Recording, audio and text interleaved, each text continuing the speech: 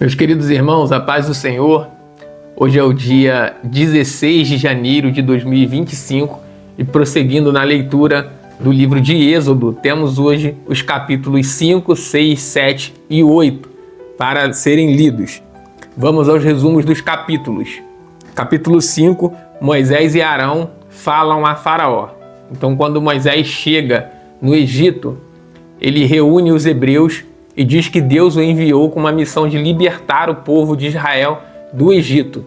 E o povo crê que Deus de fato está com Moisés e vai realizar essa libertação do povo ali da escravidão no Egito.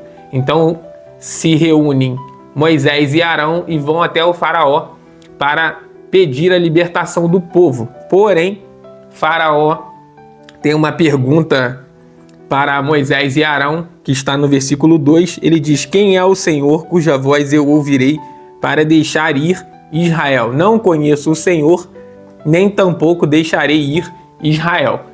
Então, Faraó se recusa a deixar o povo ir, e além disso aumenta a carga sobre aquele povo que já trabalhava num serviço escravo, um trabalho dificílimo ali de produção de tijolos para as construções do Egito.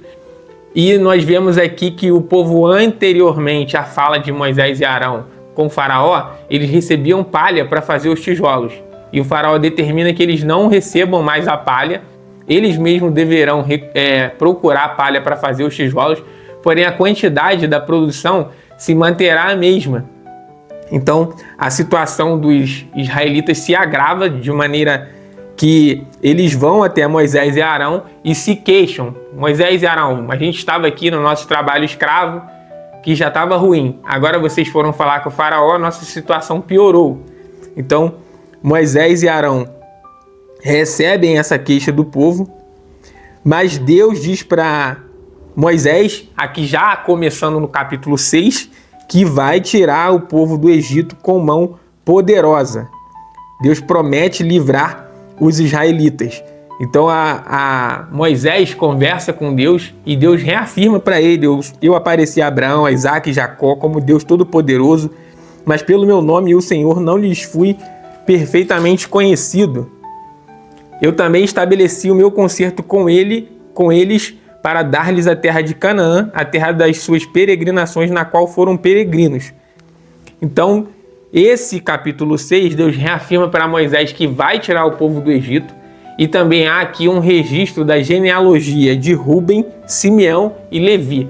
E essas genealogias são importantes na narrativa do livro de Êxodo, porque Rúben era o primogênito de Jacó, Simeão é o segundo filho, e Levi, terceiro filho de Jacó, é o que vai dar origem à linhagem sacerdotal. Então daqui nós temos os troncos ali que formarão as turmas dos sacerdotes levitas. Então esse capítulo fala sobre as genealogias desses três filhos de Jacó. E o capítulo 6 finaliza: Deus anima Moisés a falar outra vez a Faraó. Então, na primeira vez que Moisés e Arão falam com Faraó, a situação piora para os hebreus. E agora eles vão novamente, no capítulo 7, uma segunda vez falar com Faraó. Moisés e Arão se dirigem até Faraó, porém o coração de Faraó mostra-se endurecido, mesmo depois que Moisés realizou ali diante do Faraó um sinal milagroso da parte de Deus. A Bíblia fala que Moisés jogou a sua vara no chão e ela se transformou numa serpente. Só que os magos do Faraó, eles também fizeram o mesmo sinal. Eles jogam as suas varas e elas se transformam em serpentes. E a vara de Arão, na verdade a vara estava na mão de Arão, tragou as varas daqueles outros homens que tinham se transformado em serpente.